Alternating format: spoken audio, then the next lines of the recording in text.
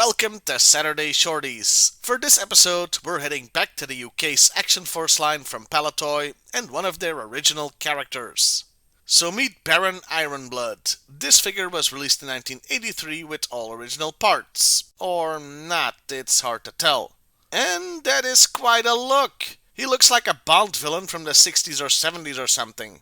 There's a good reason for that, as the Baron is the leader of the Red Shadows, the enemies of Action Force. The white jumpsuit or coverall really screams mad scientist, doesn't it? Detailing is a bit sparse, but still impressive. There's the skull and crossbones on the chest, of course, but also a goatee and mustache that also tells you he's a bad guy. And given his white hair, he's like the anti-Hannibal Smith. The whole look of the figure is simple yet outstanding, in the literal sense that it really stands out. Especially since most of the Red Shadows are, well, red. It's in the name, while the leader is mostly white. Articulation is standard for original Action Force figures. So the head only moves sideways, the arms move 360 degrees, and the legs a hair short of 180 degrees, with no ball joints, knee or elbow joints. It's the same as Star Wars figures of the time, basically, but much less than a G.I. Joe figure. Another difference with the Joes is that while he does have holes in his feet for foot pegs, they are noticeably smaller than a G.I. Joe.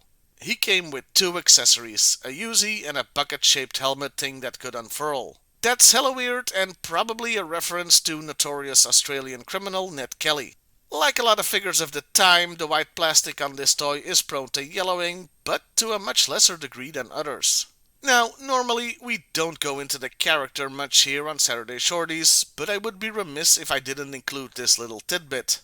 When the time came for the original Action Force toy line, as well as comic book story to end, or at least be phased out to make way for the G.I. Joe characters and toys, the Red Shadows had to go. In story, the Baron, tired of their failures, betrayed his own troops by giving Action Force the location of their bases and then hid out, getting plastic surgery and designing a new suit, becoming Cobra Commander and forming Cobra. That's right, in the UK Action Force continuity, this guy is actually old Snake Breath himself. You gotta admit that's a better origin story than that Cobra La crap. Overall, I really like this figure, and he's an interesting character. It's a pity he isn't really known outside of the UK, as he'd be up there with Skeletor, the other Cobra Commander, and Miles Mayhem as an iconic 80s bad guy. You can find more about him on various wikis, so knock yourself out. Well, I'll see you next time, everybody, and hey, why not like, share, and subscribe if that's your thing. International heroes, Action Force are there. And your bollocks did up good, you did. So meet Byron... Byron?